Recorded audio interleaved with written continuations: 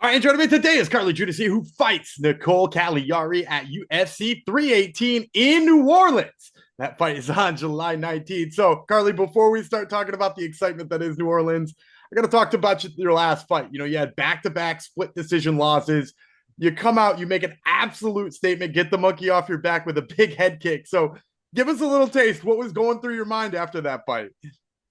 Dude, it was amazing. It was amazing to get my first UFC win. It was amazing to get another knockout, because most of my amateur wins and then my first three pro wins were knockouts, and then I lost two, and to come back and win like that, it felt very nostalgic. It felt very familiar. I was like, okay, this is who I really am. This is what I do. I didn't like losing. Obviously, no one does, but especially two in a row in the biggest stage, in the UFC Contender Series, it sucked, and it makes you wonder if you're where, if you're meant to be, if I'm meant to be in the UFC. And then I come in with so much confidence.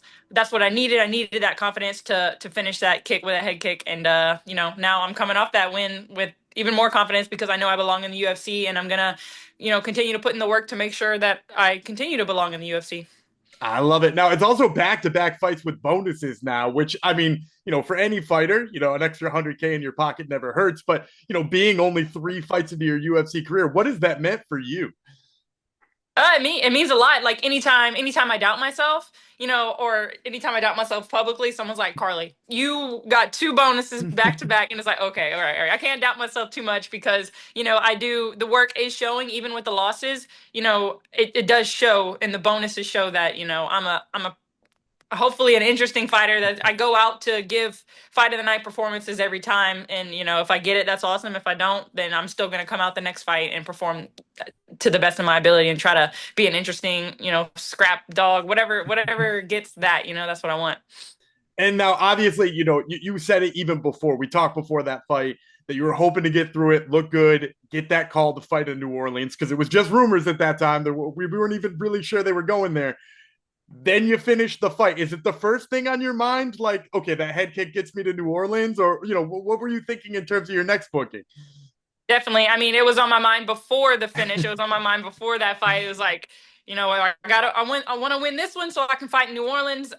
So especially when I landed that head kick, I was like, oh, Nola's sound good right now, So I called it out on the press conference, after I called out, said I want the Nola card. It wasn't even set yet, but just in case, I wanted to throw it out there, so they keep me in mind, because I'm from New Iberia, but I've lived in Lafayette. It's 30 minutes from Lafayette, so I just basically say I'm from Lafayette, and Dustin Poirier is from Lafayette. So I figured it would be awesome, and here we are, and it's awesome. Did you and your coach have to do much campaigning for it, or did they come calling, being like, "Oh, we got to have the local girl on the card"? Me and my management team, we did a little bit of campaigning for it. I did a few Instagram posts saying, "Hey, I'm from Lafayette. Don't forget to be awesome." I'm sure it would bring, a lot of people want to see it. Obviously, they're there to see Dustin, but if I could, it would be a little plus if I was on it too for the Lafayette people. For sure. Now I know we've talked before about after your fights or after your weigh-ins, you've always got a donut place lined up, right? Like that's your move. But now you're local, so does that change things a little bit? Are we looking for a beignet place maybe? Like what are we? You got something No, no, no. close You by? can never change. We're still looking for a donut place. I haven't had as much time to do my research, but I'm gonna start looking up a donut place in New Orleans. So if anybody out there recommends a donut place in NOLA, then I'll hit it up. All So right, let me all know. right. Get at her on Instagram. Let her know the best donut place in NOLA. And speaking of New Orleans, obviously this is a New Orleans card. It's New Orleans themed card. Do you have home cooking that usually you'd be eating home cooking close to or after fight time?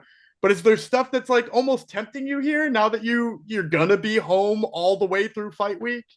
Well, I mean, no, not really. Nothing's new. Nothing's different. I eat gumbo and stew and all that stuff all the time. People are cooking it rice and gravy over here all the time. So, I think I'm gonna go to like a Brazilian steakhouse after my fight. Even in NOLA, like obviously I can go get some gumbo, but someone's probably gonna cook me something good when I get home. It's only a 2 hour drive from where I'm from. So, yeah, I'll probably go try something different. All right, I like it. I like it. Now let's talk a little bit about the fight too. They call you, they eventually say, "Hey, we want you on this New Orleans card." But then they obviously have to give you a name too. So you get the name Nicolle Caliari as the one who you're going to get to fight at home. What were sort of your first thoughts on her being the dance partner? I was excited about it. She fought the girl Ernesta Carrasqueta. I fought on Contender Series. She lost, I think, split decision against Ernesta. And Ernesta did really well against her, and I feel like I'm just as good of a striker as Ernesta, so I'm planning on putting it on her. I'm coming with throwing some heat. I'm excited to fight in front of my home state, and I feel like I do really well with the crowd, especially, one that's rooting for me. Obviously, most people do. So it's going to fuel my fire, and I'm coming for another fight of the night, performance of the night bonus, just like every time I step in there. So, Well, give us a little bit of a stylistic matchup of too, because obviously, you've done your film work now and you work with your coaches. What do you think about what she brings to the table in terms of how you fight it? I think this is one of the first times in the UFC or at the higher level that I've fought a grappler. I think she shot like 14 takedowns on Ernesta, so I definitely think she's going to try to get me down.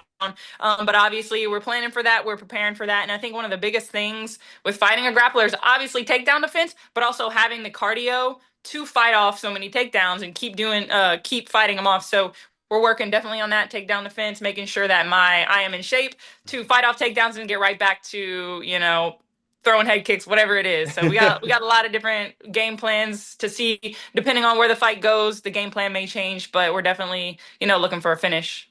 Well, you led me perfectly to my last question. I like to end these things with a prediction. So tell me, we're getting it June 19th in New Orleans. How's this one end? Let's go with, I think I'm going to set something up pretty quick. So let's go with first round finish, but let's leave the finish. I don't want to say head kick because I might have some other things up my sleeve. So let's just say first round finish and leave it there.